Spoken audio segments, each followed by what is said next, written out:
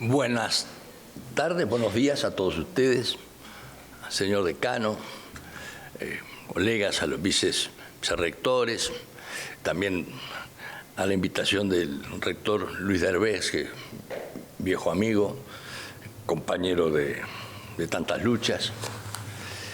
Ustedes dirán, ¿y este señor? Miren todo lo que hizo. Acá hay mucha gente joven. Yo voy a empezar a contar algo de mi vida personal que es muy importante. Yo soy hijo de un inmigrante que después de pelear una guerra, la única guerra del siglo XX, que se desarrolló entre Bolivia y Paraguay y que finalizó en 1936, y al ser evacuado, casi muerto, le dijo a su madre, ya no tenía padre, me voy al Uruguay porque dicen que en el Uruguay la universidad es gratis, puede estudiar cualquiera, y me dicen, madre, le dijo, que es un Uruguay, en un país donde hay paz. No quiero más guerras, ni tampoco revoluciones, ni el idioma de las armas. Y ahí llegó, y se lo voy a contar porque era morochito, como era amarronado, y entonces se novia con mi madre, que era rubia. Y entonces dice, ¿y este chico de dónde salió? Le dice mi abuelo. No sé, es orejudo, morocho, de boca, pero no sé qué tiene, pero me gusta. Y así se casaron. Tuvieron 2 hijos, mi hermano, desgraciadamente, que fue un enorme técnico agrónomo, y bueno, y vine yo a la vida. Así que lo único que tenía en el Uruguay era mi condición de hijo de inmigrante. No había ni tradición familiar, ni tradición de fortuna, ni tradición. Y el Uruguay en eso tenía la educación, el instrumento más importante de la movilidad social. El que estudiaba, se esforzaba, podía abrir su camino sin que hubieran situaciones de discriminaciones de toda naturaleza. Se dice, por eso, que los mexicanos descendieron de los aztecas, que los peruanos descendieron de los incas, que los paraguayos descendieron de los guaraníes, que los bolivianos de los quechuas, y los uruguayos descendieron de los barcos, porque es un país de inmigrantes. El punto más alto son 500 metros, la colectividad armenia, judía, libanesa, italiana, española, bueno, todo eso nos dio una gran movilidad social, porque la escuela pública obligatoria, también con la escuela privada, y la universidad gratis hasta ahora. Bueno, digo esto para que ustedes no crean que viene un señor que como dice mi hija mayor, que estudió, abogada, estudió en Georgetown su posgrado, que cuando mira las condecoraciones me dice, mirá la egoteca de papá. Y las condecoraciones son reconocimientos, pero no se la crean. El que se cree que todo eso lo hace una personalidad superior no es así. Cualquier ser humano, todo ser humano, ustedes que son jóvenes, a quien le gusta la política, la ciencia, todo, ¿saben qué? El secreto de la vida es ser respetable y respetado. Y cualquier actividad que desarrollan en estos temas, lo vamos a ver ahora, en cualquier actividad que desarrollan, no acepten eso que dicen que el ser honesto es una virtud. No. La ética y la transparencia y la conducta humana es lo mínimo que puede ser una persona en su actividad académica, estudiantil, y no le digo en la actividad política. Bueno, con esto convencimiento ético, cuando yo llego a estudiar, terminada mi carrera, un golpe de Estado militar, y decido ir a estudiar a los Estados Unidos. Me recibieron en la Universidad de Southern California. Entonces, es muy lindo compartir estas cosas porque tuve mi primera hija ahí y vivíamos con $400 por mes. que era lo que nos daba la universidad. Así que Coca-Cola no la conocíamos. Lo único que hacíamos era pescado, un poco y con eso saben que el tema de ser rico es una cosa diferente, porque en realidad lo que uno no necesita a veces no es tanto de lo que la sociedad de consumo le reclama. Entonces, con esta exposición de carácter filosófico, y antes de empezar, digo a todos mis alumnos le digo, ni en el Senado y en todo, me gustaba hacer una pregunta, y le voy a citar una persona que le va a resultar atractiva, si lo conocen. No era de mi partido político, fue presidente de la República, fue guerrillero contra las instituciones democráticas y fue electo presidente de la República, y se llamaba José Mujica. Creo que lo habrán escuchado, el Pepe Mujica, que acaba de fallecer. Ahí aprendí muchas cosas, pero él decía lo mismo que, dice, mire que lo que nos sucedió a nosotros. Tuvimos una revolución armada en el Uruguay, el Che Guevara nos dijo, en el Uruguay no lo hagan, lo hicieron igual. Vino la dictadura militar y me dijo, llegamos al gobierno, 15 años con mayoría parlamentaria, cuando perdió la elección, por 40.000 votos entregaron el poder.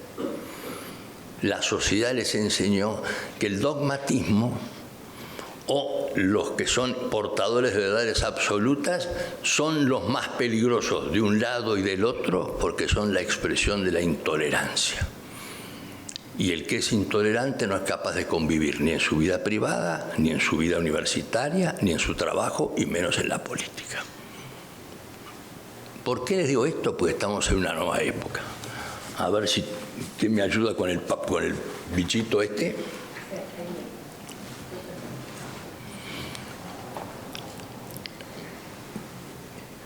Sigamos un poco más, a ver, porque así puedo... Bueno, ustedes miren,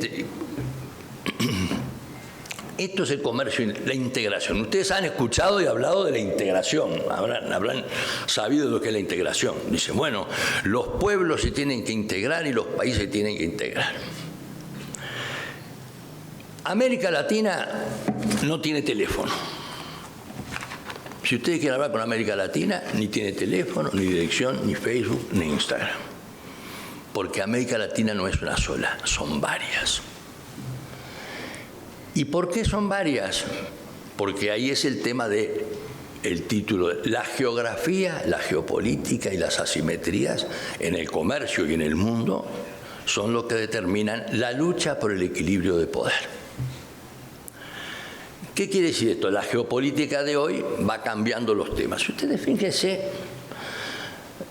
el comercio intrarregional de Telecam, como ustedes saben que es el México, Asia y América Latina. Miren, la integración de América Latina hace 55 años que representa apenas el 11%. Integración, ¿saben lo que quiere decir? Comercio recíproco, liberación de aranceles, bueno, todo esto.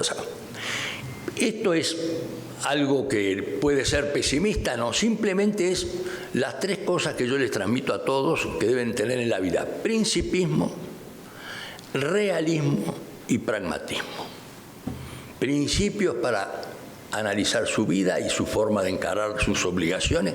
Realismo, que no es el realismo mágico de García Márquez, es el realismo de ver la realidad, y el pragmatismo, hay que acercarse siendo pragmático. Entonces, esto, que debería ser más, fíjense, tiene 62 años al Al-Aladi. Y este es el porcentaje que tenemos de comercio intrarregional. Entonces, cuando hablamos de Latinoamérica y América Latina, sí, todo muy bien. Somos todos distintos por algo. A ver si podemos empezar con la otra. Miren lo que soy. Este es el nuevo mapa del mundo. Más allá de la integración que yo le voy a dar, las orientaciones de las exportaciones extrazona son diferentes entre los países. Los países son distintos por la geografía. Los mexicanos no se pueden mudar. Los uruguayos no nos podemos mudar. Y como dijo Napoleón, la geografía es la madre de la historia. Entonces, fíjense, este es el mapa de hoy. Exportaciones de la región. A China. El principal socio comercial en este nuevo mundo. ¿Cuál es el nuevo mundo de hoy? Que es la incertidumbre. Una lucha de equilibrio de poder nuevo. ¿Entre quién? Entre China y Estados Unidos. Después le recomiendo leer en algún momento, pero no es ahora, la ley de Tucídides, que tiene mucha historia y que fue escrita por Heródoto, que decía que cada vez que un imperio crece o otro imperio declina, la guerra era la respuesta. De 16 casos que hemos estudiado en Harvard el año pasado, 12 terminaron en guerra y ahora estamos viendo si el número que viene, cómo evitamos que no termine en dirimir por la fuerza de las armas por otras circunstancias. Pero miren lo que es la asimetría. Hay tres grandes países en América Latina, vamos a decir así. México, Brasil y Argentina. Tres grandes economías, por decir así. Esto es la asimetría. ¿Qué es la asimetría? Es la relación de un país pequeño con un país grande. Miren que yo no tengo ningún tipo de contagio ideológico. Me resisto a las etiquetas. No me gusta que me hablan si soy de derecha, de izquierda, de esto, lo otro, porque ¿saben una cosa? No se puede pensar los problemas del siglo XXI con la cabeza del siglo XX. Y acá estamos. ¿Qué es el gran victorioso hoy del nuevo mapa mundial tan incertidumbre? Es el cambio de época. El mercado. Por el mercado compite Estados Unidos, compite China, Europa. El mercado. ¿Cómo se forma el mercado? El juego entre la oferta y la demanda. Así que ya no estamos en aquello de que los medios de producción deberían estar en manos del Estado. Es decir, lo digo en materia filosófica y sociológica. Los que están en estos temas ustedes tienen que ver porque hay que ver la cancha. ¿Cómo que se llama el jugador de fútbol más famoso de acá de México? Sánchez. Hugo Sánchez. El que va a ver un partido, por ejemplo, se lo digo mucho a los jóvenes, en un partido y Sánchez mete 3 goles. Y el equipo pierde 4-3. ¿Qué es lo que más se festeja uno? ¿Los 3 goles de Sánchez o que perdieron o los otros que ganaron el partido incluso contra los 3 goles de Parafán? Si no se mira la cancha y se mira al jugador, se pierde la noción de la realidad y del pensamiento anterior, pero sobre todo del pensamiento estratégico. Digo esto porque es muy común ir a los temas puntuales y olvidarse de que esto es una visión más amplia. Más en el caso de países chicos. Miren que yo soy de este país. Miren lo que sé. El ser uruguayo o ser paraguayo no es una condición, es una profesión. ¿Qué quiere decir? Que vivimos al lado de 2 grandes países, como le pasa a México con Estados Unidos, que de tanto que nos quieren, cada vez que nos abrazan, nos ponen al borde del paro respiratorio. Y este es el concepto de la asimetría. Este es el concepto de la asimetría. Miren, hoy, todos estos países con rojo, el principal socio comercial es China.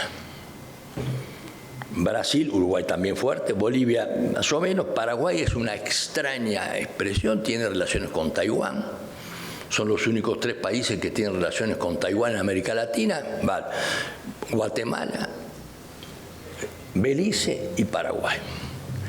Los demás, aunque están rosados, todos, miren, es con Brasil, Argentina incluido.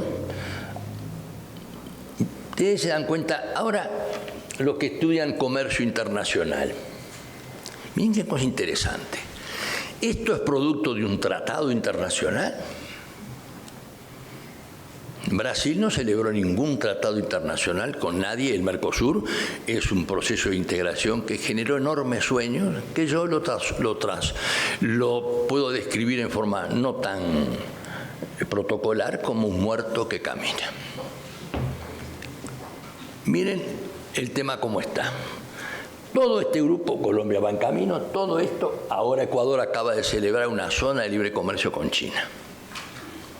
Todo esto con China. Sin Ecuador, pero los aranceles no existen. La producción china,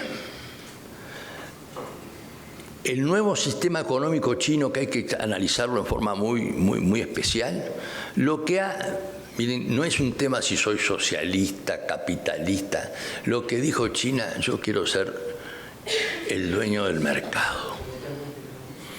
Quiero vender lo que produzco y quiero ser una potencia mundial y competir con los Estados Unidos. Y ahí es la gran equilibrio. Recién empieza, ustedes son muy jóvenes. Yo tengo más o menos pocos años de diferencia con la fundación de la universidad, pero ahí andamos, ¿no? Pero la universidad creo que ha rejuvenecido más que yo, pero de todas maneras. Y entonces ustedes ven esto y dicen, muy bien. Yo soy mexicano. Miren el segundo. Exportaciones a los Estados Unidos. México, Centroamérica, pero miren el resto, obviamente, que tiene un impacto chino muy importante. Le digo porque hay una diferencia importante acá.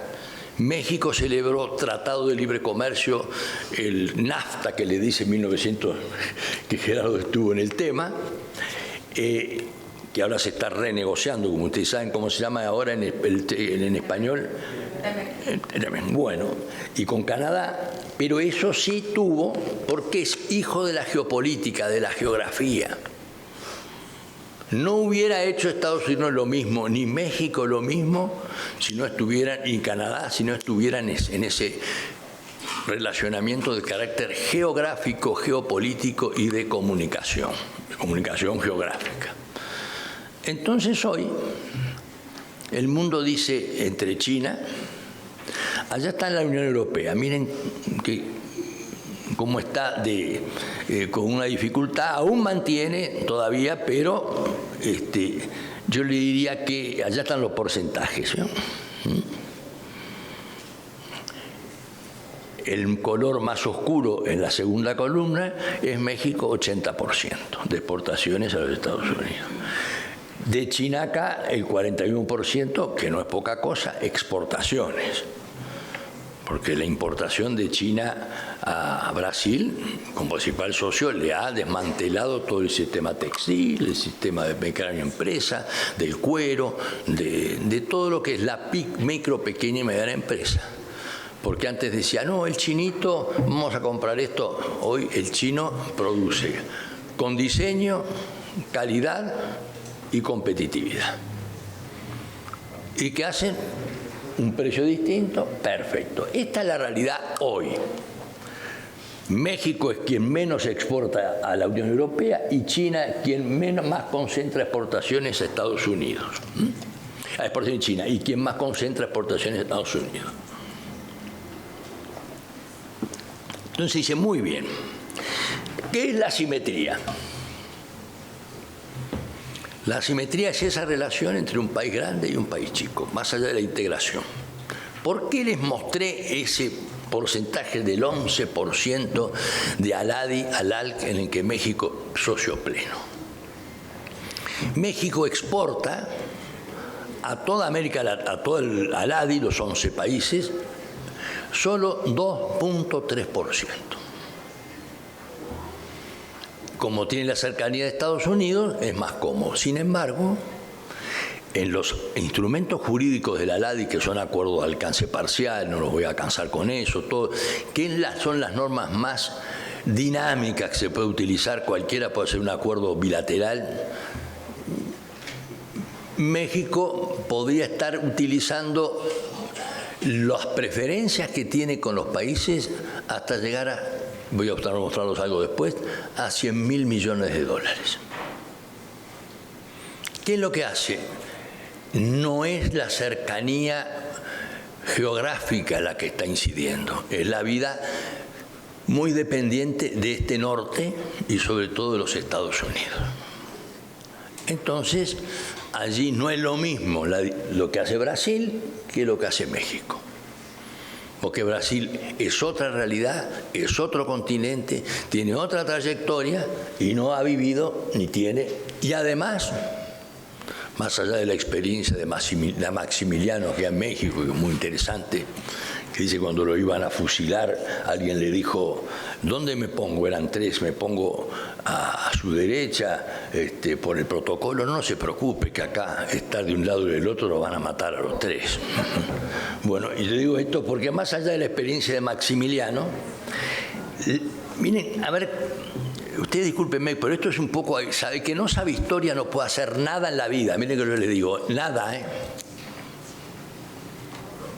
La historia enseña por analogía, no que sean historiadores, la historia. Fíjense, la mayoría de ellos, los criollos de cada uno de los estados, criollos hijos de españoles, decidieron, en los puertos en particular, tener el sueño del estadito propio. Y así se fraccionó todo esto. ¿Por qué no sucedió eso con Brasil? Brasil transfirió la corona, el rey creó un imperio, y el imperio brasileño recién está aboliendo la esclavitud en 1889. Y esa es la diferencia. ¿A ustedes les parece que puede haber una gran afinidad entre dos grandes asimetrías? Es difícil, pero geopolíticamente no es lo mismo cómo va a negociar Brasil con Estados Unidos que México con Estados Unidos. Después viene la Argentina, que es un tema muy especial. ¿Hay quien argentino hay acá? Qué suerte que tienen. Ustedes saben que a los chilenos les encanta el tango, porque en cada tango muere un argentino.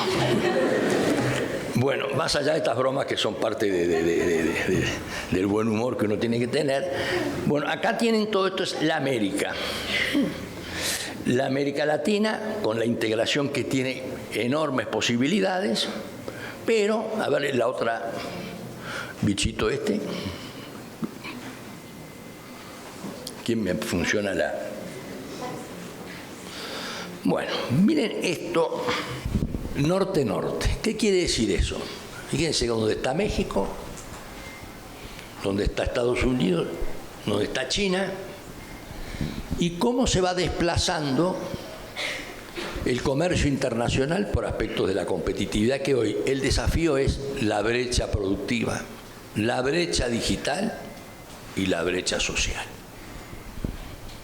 De la brecha social de América Latina me gustaría no hablar para no terminar todos en el psicólogo, porque es una mezcla rara de tránsito entre la psicología y la depresión psiquiátrica. Entonces digo, miren, viendo esto, dice, bueno, ¿y el mundo cómo se está repartiendo con esto de las asimetrías? Miren el Mercosur y América del Sur. ¿Saben lo que dicen? Que eventualmente van camino a la irrelevancia. Geopolíticamente no están en el ámbito de las negociaciones. El color rojo, por ejemplo, de 197 desempeña el comercio en el periodo 2032. Miren el verde allá, en el África, en Asia, en todo lo que es Asia. Todo va a ser, de alguna manera, una competencia norte-norte. ¿Qué es lo que tiene de diferencia importante acá? La competencia, y te digo por qué lo transfiero a América Latina y quiero que ustedes lo analicen como mexicanos. La competencia que se va a dar va a ser en comercio internacional, pero también en tecnología. Tecnología. Ya no es el tema de las armas, que voy a hacer un comentario muy pequeño y otros temas después. Las armas que se están desarrollando son de tal naturaleza que, como dijo Einstein, la Tercera Guerra Mundial, los que sobreviven después pelearán con piedras y con palos. Es decir, que estamos al borde, porque el ser humano es absolutamente tosudo, de enfrentarnos a una confrontación bélica, ya lo tenemos por allí, en el que el desarrollo de las armas digitales y las armas están más allá. Hoy están en condiciones de poder inyectar un virus en un país y matarle a una población de 20, 30 millones en poco tiempo. Y miren que no lo estoy diciendo porque hay que ver lo que es la guerra, bueno, los submarinos nucleares, todo lo que ustedes saben. Pero más allá de eso, de las armas que son. En el norte, ¿qué tienen acá? En el comercio internacional, si China, con 1.300 millones de habitantes, es el gran demandante de alimentos y que exporta todo lo demás, hoy China tiene un superávit comercial con Estados Unidos de unos 300.000 millones de dólares. O Estados Unidos tiene un déficit comercial con China. Así nomás. Alemania, China es el socio comercial principal de 122 países en el mundo. Europa tiene dificultades de toda naturaleza, no vamos a entrar en este tema. Y lo que realmente está funcionando, ¿qué hace el señor Trump? El John Wayne de la década del siglo XXI. Ustedes no conocen quién es John Wayne, pero no sé quién puede ser en la generación de ustedes. Bueno, ubiquen son todos ahora medios atómicos y, bueno, indestructibles. Bueno, viene, dice el señor, ustedes me dicen cuando se aburran o cuando tenga que parar, me dice, por favor, porque yo voy a contar ahora. Dentro de mi responsabilidad del Mercosur, un día me dicen, usted va a ser ministro de Relaciones, perfecto. Va a presidir la última ronda que va a crear la Organización Mundial del Comercio. ¿Sabe más o menos cuándo se creó? Y saben lo que es, porque ese es el gran tema. No ver la cancha a veces en toda la formación. Uno no sabe el efecto que tiene esto en el comercio, en la sociedad, en la educación, en el crecimiento, bueno, en todo lo que sabemos.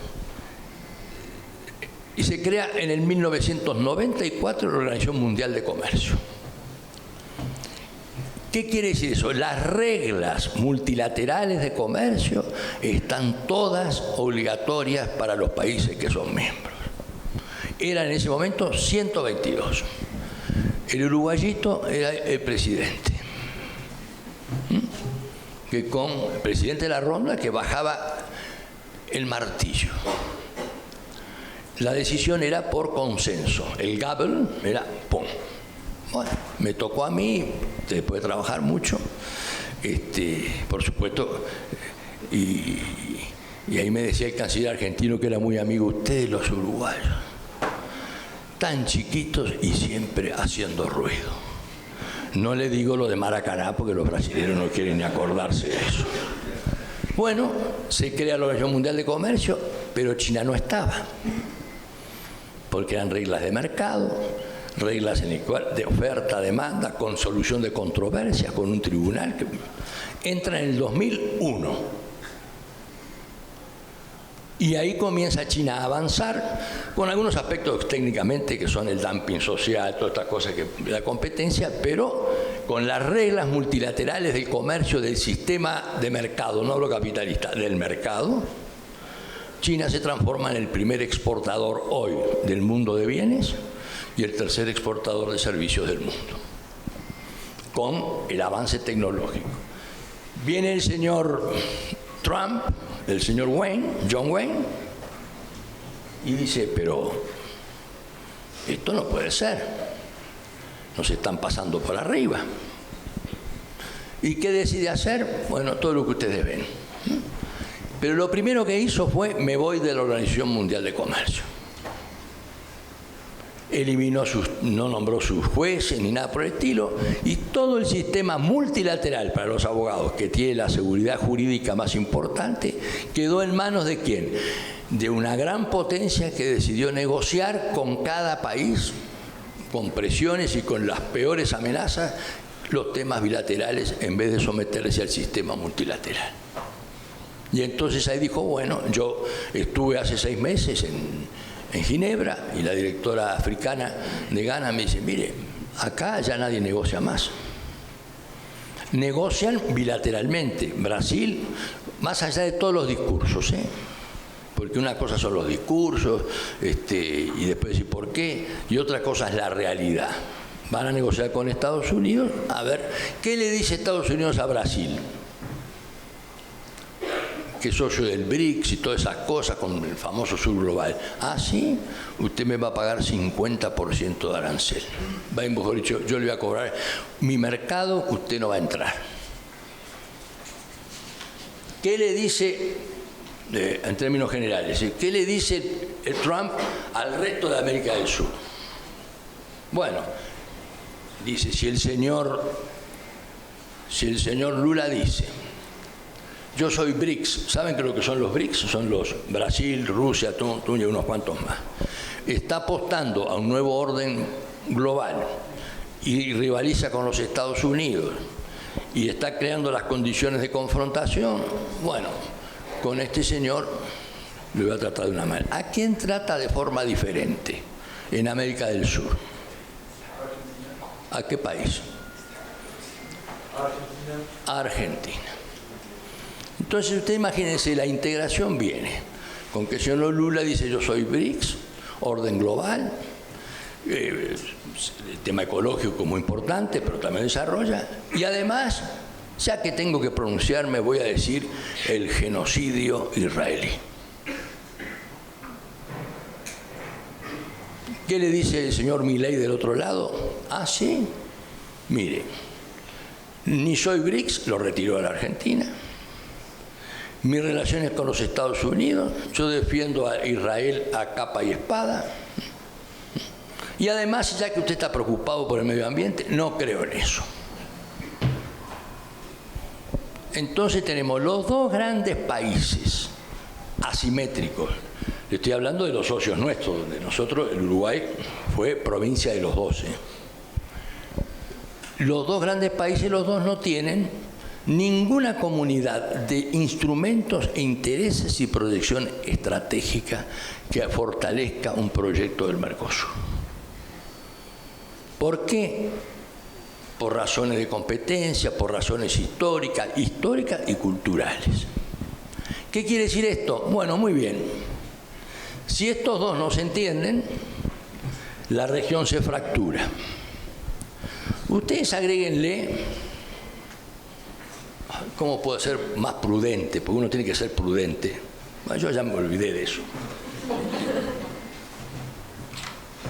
Ustedes ven cómo se negocia esto. Había un gran historiador uruguayo, yo conocí mucho cuando era muy niño, que decía, el mundo se reparte en el nuevo equilibrio de poder, como viene.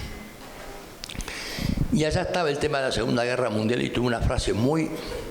Allá los amarillos del norte y los rubios del norte y los amarillos del este con sus problemas. Festín de leones. ¿Saben lo que es esto? Otro festín de leones. Entre China y Estados Unidos.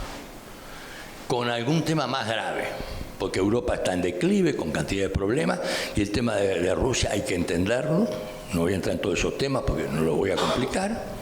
La guerra es otra desgracia. Pero en ese festín de leones, como siempre fue en la historia, los leones cuando se reúnen saben muy bien que el que no está en la mesa está en el menú.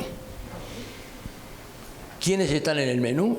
México, Uruguay, América del Sur. Cuando tienen que negociar entre ellos, China y Estados Unidos van a negociar entre ellos. ¿Por qué? Por el nuevo mundo, por la geopolítica, y está el título, por la asimetría, porque entre los grandes se entienden, y aunque tengan que rivalizar, bueno, las guerras antes era otra cosa, ahora se entienden, y sí, le recomiendo a George Allison de Harvard, que es un libro muy bueno que ha escrito sobre esto, dice, bueno, el único destino que tienen China y Estados Unidos es competir y cooperar. Y ahí van a ver cómo empiezan a conversar, reúnen. Y uno dice, pero caramba, y lo de Rusia y todo esto, nosotros empezamos a tomar posiciones. Y el genocidio tal, y aquel es de izquierda, y aquel es de derecha, y esto y lo otro. Ajá. Pero ¿cómo arreglamos este tema si ahora el señor Putin y el señor Trump se reúnen en Alaska y más allá de los temas se dividen el mundo. Como en la época de los crisis de los misiles en el 61, que no terminó debido porque seguía la Guerra Fría. Le dice, vos déjame el Caribe que yo voy a pasear en el Caribe. Y ahí anda Estados Unidos paseando por el Caribe. Y Rusia, ¿qué dice Rusia? Sí, pero no me molestes a mí porque yo a Ucrania le voy a terminar de incorporar sea como fuere. Conversaciones que van modificando, porque las negociaciones, ¿a quién le gustan las negociaciones? ¿A unos cuantos le gustan las negociaciones? ¿Saben lo que es una negociación? Entre dos países o entre dos insatisfacciones compartidas. Entonces uno va en la insatisfacción y dice, muy bien, yo voy a negociar. ¿Qué pasa con Europa? Miren lo que le pasa a Europa. Europa históricamente, no digo la enemiga, fue la rival de Rusia o de la Unión Soviética. Las dos guerras grandes fueron Napoleón y los nazis, no los derrotaron las armas, lo derrotó la nieve, el frío, porque no tenían zapatos adecuados, más allá de las armas. Y el tema de Rusia es otro tema que vale la pena estudiarlo. Yo les doy mi opinión, más allá de Stalin, que fue uno de los carniceros más importantes del mundo, porque simplemente por imponer su pensamiento terminó con la vida de 20 millones de soviéticos, entre ellos Ucrania, que tuvo 4 millones de muertos por una hambruna terrible que le aplicó Stalin por los pequeños productores por no entregar sus tierras al Estado. Pero los rusos son otra cosa. Yo les digo esto porque los chinos son otra cosa. El chino es otro imperio. Al chino no le importa la doctrina Monroe, como le importaba a Estados Unidos. El chino hoy, acá está, con todos sus productos en el mundo instalados, con la tecnología avanzando, no necesita invadir países, tiene un solo problema pendiente, que es Taiwán, que lo tienen que ver. Japón, que es otra expresión, pero ese es otro mundo.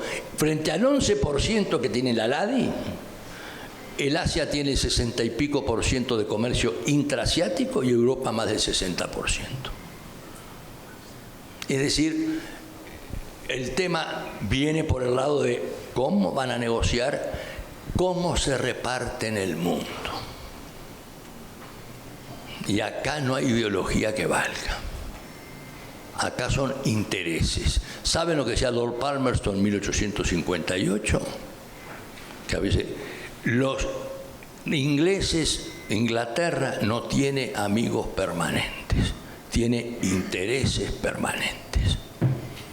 Bueno, los intereses de las grandes potencias cambian, vienen, y nosotros que no estamos en la mesa, estamos en el menú, todavía tenemos a veces la ingenuidad de decir, no, el genocidio acá, sí, yo te pongo el 50% de aranceles. Ustedes creen que, no sé si ustedes siguen, pero es importante que siguen, ustedes saben que Trump sancionó al Brasil por el tema de Bolsonaro y todo lo demás. Pero hace 2 meses, de casualidad, que no fue casualidad, se encontraron Trump y Lula en Naciones Unidas. Y Trump dijo, me encontré por casualidad con el presidente Trump, me cayó bien. Creo que nos vamos a entender. Bueno, ahora están en eso conversando, porque están todos negociando, ojo, negociando que le van a bajar el 50%. ¿Qué quiero decir con esto? La geopolítica es nueva y hay otro elemento más importante que es el tema del transporte y la competitividad del transporte multimodal. Se va a abrir en poco tiempo, ustedes tendrían que ver, busquen en los internet, los rompehielos nucleares que tiene Rusia. Rompehielos nucleares. ¿Qué es lo que hacen? Abren con el de hielo del mar Ártico y ahí va a ser el comercio norte-norte, mirá arriba, que va a rebajar en 22, 20 días el transporte y la competitividad va a ser que lo que salga de muy abajo, lo que se venda a 10 de abajo, se vende a 5 de arriba. ¿Quién es el propietario del transporte marítimo De las flotas marítimas del mundo, China el 70%. Después viene Corea. Bueno, y ahí viene todo el tema de la competitividad, es decir, quién es más competitivo, de la productividad, quién tengo más calidad en la producción. Ya ven los robots, que ahora ustedes van a un restaurante y empiezan, en Japón hubo elecciones generales o nacionales, salió tercero en la elección un robot.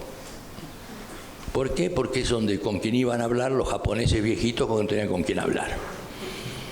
Esto es bueno, todo esto cambia el mundo. Yo le digo esto, ¿por qué? Digo, ¿dónde estamos? Bueno, la asimetría nos hace defender, lo más para mí es muy importante, los países débiles si no tienen el derecho a favor, es decir, la norma jurídica no tienen nada. El principio de no intervención, autodeterminación, integridad territorial, solución pacífica de las controversias. Imagínense en la crisis que se encuentra hoy, porque el derecho internacional, la fuente del derecho es la costumbre. Y entonces Rusia dijo, yo voy a pasar por arriba de Ucrania, me la voy a... Ah, sí, pero usted tiene mire que dice el principio de integridad territorial. Sí, pero yo tengo el veto en Naciones Unidas. Y viene Estados Unidos y dice, yo hago tal, lo que quiera, y le va a decir, mira lo que hizo. Sí, pero yo tengo el veto en Naciones Unidas. Es decir, hay un tema de gobernabilidad, donde estamos en la incertidumbre, en la falta de gobernabilidad global y comercial. Pero hay que ubicarse. Los que somos más pequeños tenemos que negociar, pero el que se alinea con pensamiento del siglo XX es digerido por los imperios del siglo XXI. Les dejo acá, si quieren las preguntas, los cuestionamientos, miren que acá es muy sencillo, está en desacuerdo me lo dice, porque yo tengo cicatrices hasta en el pelo. Así que estoy acostumbrado a escuchar y a negociar. Y el que desprecia a una persona porque dice algo que le parece mal, bueno, solo le digo esto, México. No hay democracia fuerte con países débiles, con partidos débiles. Cualquiera sea el presidente y la presidenta. Si ustedes quieren tener democracia, tienen que tener partidos fuertes, políticos, que administren mayorías y minorías. Si no... Y eso es lo que define la estrategia de un país. Porque hoy, termino acá en esto, para los gobiernos de América en general es más importante la próxima elección que la próxima generación. Gracias.